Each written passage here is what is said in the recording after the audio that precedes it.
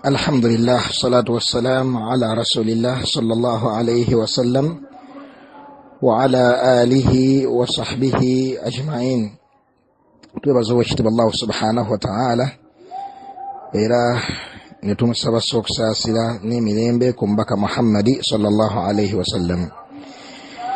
Ensonga muganda waffe Oweekitiibwa hafidhahullah tabaraka wa ta'ala gyabuuzizzaako ekwatagana ku musiraamu alina embwa gyalundira mu makaage. Nsaba biidhinillah ensonga zino bbiri zibeere nga zeetegerezebwa bulungi nnyo. Ensonga esooka kye kigambo muganda waffe eyabadde awabula muganda waffe alina embwa gyalunda mu makaage ng'amugamba okubeera ntagirunda ntekikkirizibwa mu busiraamu, n'amugamba nti olw'ensonga nti embwa eyo bw'ebeera ewunyizza mu kyombo oba neewunya ku kintu kyonna, ekintu ekyo kibeera kyozebwa emirundi 7. Ekyokubiri yennamula point ey'okuginyega twogereko wano insha Allah, yennamula y'omuntu okubeera n'embwa ng'agirunda mu makaage abaffe kikkirizibwa oba nedda. Katandike na kino ekisookera ddala, abaffe kikkirizibwa omuntu okubeera n'embwa mu makaage n'abeera ng'agirunda, okwanukula nti nedda. Omubaka alayhi salatu wassalam yagamba nti man iqtana kalban illa kalba mashiyatin aw zara'in fa innama yunqasu min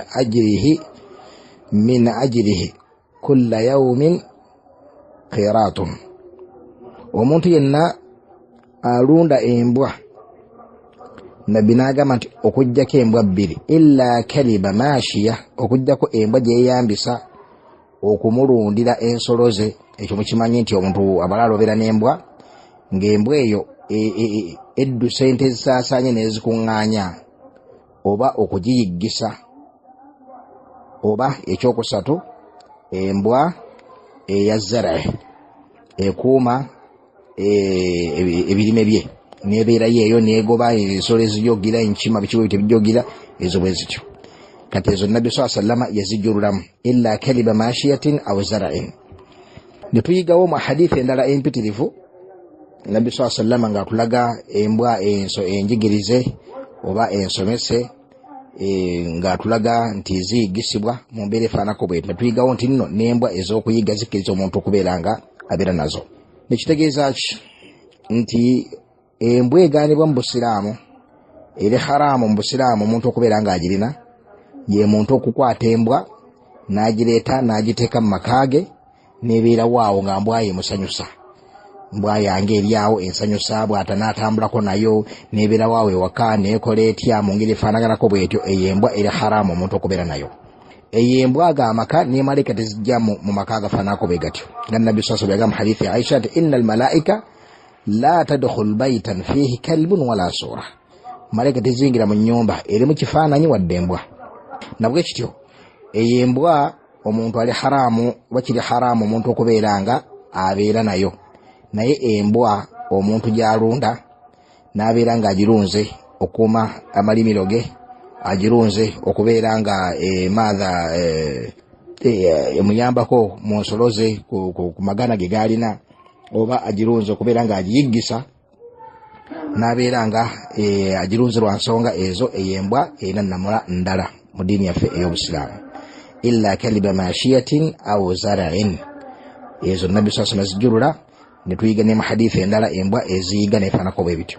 Nabwe kityo embwa eyagaanibwa yeeno embwa abantu zabeera nazo abaali. Lwaki? Kubanga obusiraamu bwalaba era subhanallah obusiraamu tebugaana kintu okuggyako nga otunuula n'olaba lwaki obusiraamu bwagaana ekintu kino. Ogwo omulyango kasa gwaggulwawo, abantu babeera nga babeerawo beezi n'embwa, nabeera n'embwa ye eri awo agiriisa buliisa, agigulira ebyokulya nga mbwa. Laba kyekoze abantu mu West, amawanga g'abazungu. Embwa bagirabiranga omwana, bajja ku levo y'embwa ne bagifuula omuntu. Zina amalwaliro agali special agazo, zina abakozi bava nnyo mu Afirika ng'omulimu gwabwe gwatutte kulunda mbwa ezo, okuzirabirira, okuzikola bwe bityo. N'omusinga nange embwa ye etambulira mu mmotoka, atambula naye mu mmotoka nga yafuuka ng'omuntu. nakwata ensolo Allah yatonda okubeera ng'ewangaala obulamu bwayo obwa bulijjo obwebweru n'agyingiza mu bulamu n'agiteeka n'agisitula n'agiteeka ku levo y'omuntu. Abamu batuuka n'okubeera nga bazigulirawo akawunti, abalala zibasikira, abalala baziyambisa nga abaami, abalala bingi baabuuka ensalo ku mulyango ogwo. Kati Obusiraamu bwajja kuggala mulyango ogwo. Tokkiriza kubeera mbwa yange eriire njagala, mbwa yange yawaka, mbwa yange njagala, nedda. Sheikh Muhammad ibn Salih al-Uthaymin rahimahullah yagattako ensonga endala n'agati singa omuntu abeera mu kifo nga atiira security ye, amakulu ali mu mbeera ya kutya, ababbi bangi, abatemu bangi, biki, n'asalawo abeere n'embwa eyo, ng'embwa eyo agiteekawo owa omugaso ogwo, si kuba nti embwa ye eri awo yakubeera mu mbeera eri. Tubyawula bulungi nnyo abantu abalina ebibwa by'osiŋŋaana nga abazungu basinga okuba n'embeera efaanako bwetyo. N'omusiŋŋaana ng'alina embwa agiteekako ensimbi eziringa z'ateeka ku muntu. Abalala talina wadde mwana wadde omukyala wadde kiyo, obulamu bwabeera n'embwa ye. Baganda baffe abeera mu Westcho, ebyo babitegeera bulungi ebyenjogerako. Kubanga Uganda ez'embeera bwe zityo ntono nnyo bw'osiŋŋaana abantu nga balina embwa nga bagitijjisa ne bagiteeka ku ddaala erifaananako bwe lityo. Naye bo Abazungu obwe bulamu bwabwe, batambula na mbwa, babeera na mbwa nebifaananako bwe bityo. Kati Obusiraamu bwajja kuggala mulyango ogwo. Yensonga ki bwajjululamu embwa omuntu z'abeera nazo out of necessity, nga ddala azeetaaga okubeera nazo okusinziira ku mbeera emma ey'okubeera nti nazeetaagisa okulunda. Takitegeeza nti embwa gy'alunda era osiŋŋaana abo gye bakozesa mu bulunzi agiwa kyonna kyafunye, alidde amaze okulya, wasigaddewo amagumba gagikasukira. Bw'atyo amakulu embwa eyo tebeera mu mbeera yakutiitiirya, tebeera mu mbeera yakugisula okugifaananya ng'abantu neefaanako bwe bityo. Kati eyo embwa ezigwa mu miteeko egyo tugambye ezikuuma ebirime, eziyigga, ekirala eziyambako mu kulunda. Kakati Sheikh Muhammad ibn Salih al-Uthaymin rahimahullah yagattako n'embwa eya hirasa, ekuuma. Singa abantu babeera mu mbeera ng'embwa eyo yeetaaga embeera ya bunkenke, ekifo kijjuddemu ababbi, kijjuddemu abatemu, kijjuddemu biki, n'abeera nga yeetaaga okuba n'embwa emuyambeko ku security. Sheikh Muhammad ibn Salih al-Uthaymin rahimahullah yagamba nti embwa eyo nayo eba eyingidde mu muteeko ogw'okkirizibwa. Nabwe kityo tubyawula bulungi nti embwa egaanibwa haramu yembwa eyo omuntu gyawangaala nayo, gyesimbwa yange magituuma ebinnyanya Jooni ali awo agyagala mu njagala ey'enjawulo. Tetugambira okugituuma erinnya kiri haramu, nedda, naye agyagala mu njagala ey'enjawulo, atambula nayo omugundi, talina nsonga lwaki yonna lwaki awangaala naye kujjako nze njagala embwa yange njagala. Ekyo kiri haramu era omuntu n'awangaala nayo mu mbeera efaanaganako bwetyo aba abuuse ensalo era aba agudde mu zambi mu ddiini yaffe ey'Obusiraamu. Ensonga tukyetegereze bulungi, barakallahu fiikum. Tayib, katugende ku nsonga ey'okubiri nti singa omuntu embwa eyo biki kye bayita okubeera nti kiki embwa kyekola, Obusiraamu ne bubeera nga bulumiriza omuntu nannyini kintu ekyo okubeera nga akyoza emirundi 7. Kisooka hadithi ya Abu Huraira radhiyallahu anhu, Nabi sallallahu alayhi wasallam idha walagha al-kalbu, yagamba nti idha walagha al-kalbu fi ina'i ahadikum falyaghsiluhu 7 ulahunna biturab. Nabi sallallahu alayhi wasallam yagamba nti no embwa bwebeera nga erina ekintu kyonna mu byombo byammwe byeba ekozeeko, yagamba idha walaga kiki kino, abantu bangi tebategeera nsonga eno. Nabbi soja lyayogerako. Walaga kwe kwata olulimi neruteeka mu kyombo, netandika okukwata olulimi olwo ng'erukombesa ekintu ekyo, olulimi ng'erusiseeyo neruteeka mu kintu, oba amazzi gabadde mu kikopo netandika okuganywamu. Walaga kwe kusikayo olulimi netandika okubanya embwa enywesa lulimi lwenywesa kyebayita alwalaga, wulughu alkalb.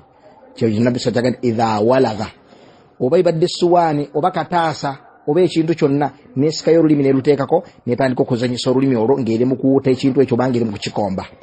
Amakulu amaluso gaayo agamba obwo obutoberevu obubeera ku lulimi ne bubeera nga bugenze ku kintu ekyo. Kati ekyo kyekigaanibwa, ekyo ekirumiriza omuntu okubeera nti ateekeddwa okwoza ekintu ekyo emirundi 7 ng'omulundi ogusooka gubeera gwa ttaka. Abdullah ibn Mughaffal yagati wa'afiruhu thamina biturab. Kakati kyenjagaddemu wano nti ekintu abantu abangi balowooza nti nno nabbi sallallahu alaihi wasallam kyagamba ekyozesa ekintu ekyo balowooza nti kwe kuwunyiriza kuli kwewunyiriza ku kintu. Nedda, okuwunyiriza okwo tekuleetera kintu ekyo kuba nti kifuuse kinagisifu nti ate olina okukyoza. Nedda, wabula okusikayo olulimi nebeera ng'eruzanyisa mu kintu ekyo kyekigaanibwa, ekyo kyekirumirisa omuntu yenna nannyini kintu ekyo kubeera nti takikozesa okutuusa ng'amaze okukyoza emirundi 7 omulundi ogusoose gubeera gwa ttaka. Akola atya? Akwata ekintu ekyo n'akiyiwamu ettaka, n'ayiwamu n'amazzi, n'asooka n'akiyisaamu n'ettaka liri amakulu, n'akyoza ng'akyozesezza ttaka. Bw'amala n'ayiwa ebintu ebyo, kati n'ateekamu amazzi, n'ayoza amazzi ago, n'amunyunguzaamu, n'ayiwamu amazzi amalala, n'ayozaamu, n'ayiwamu amazzi amalala, n'amunyunguza, n'ayiwa, n'ateekamu amazzi amalala, n'amunyunguza, n'ayiwa. Emirundi emeka? Emirundi 7. Nga ki ekibaddewo? Ng'embwa eyo esseeyo olulimi ne luteeka ku kintu ekyo n'eruzannyisa. Bw'olaba ekyo nga kibaddewo ng'omanya nti nno ekyo kiteekeddwa okubeera nga kikolebwa. Oba amathala gubadde muno gwa ttooke n'esikayo olulimi n'ebeera ng'ekoze bw'etyo, omuno gw'ettooke ogwo ennamula yago yo yeeyo, olina okukwata ekintu ekyo obeere ng'okikuuta mu ntuuta efaanaganako bw'etyo, obeere ng'ogenda mu maaso okukyeyambisa. Lwaki? Olw'ensonga nti nno amalusu g'embwa eyo galimu obulabe bungi nnyo obusiraamu bwe bwajja okubeera nga buprotectinga omusiraamu okubeera ntagwa mu bulabe obuli mu malusu ago. Nabwekyo barakallahu fiikum, kalowooze nti ensonga etegerekese bulungi nti okuwunya kw'embwa ku kintu, embwa eyinza okujja n'ekuwunyako toga nti lugoye lubuwudde muwuzu. Nedda, jassa okuwunyako obuwunyi. Nedda, wabula bw'esikayo olulimi n'eruyisa ku lugoye lwo, kati ng'omanya nti oteekeddwa okwoza ekifo ekyo weekodde ekintu ekyo mu mbeera efaanako bw'etyo. Wahakadha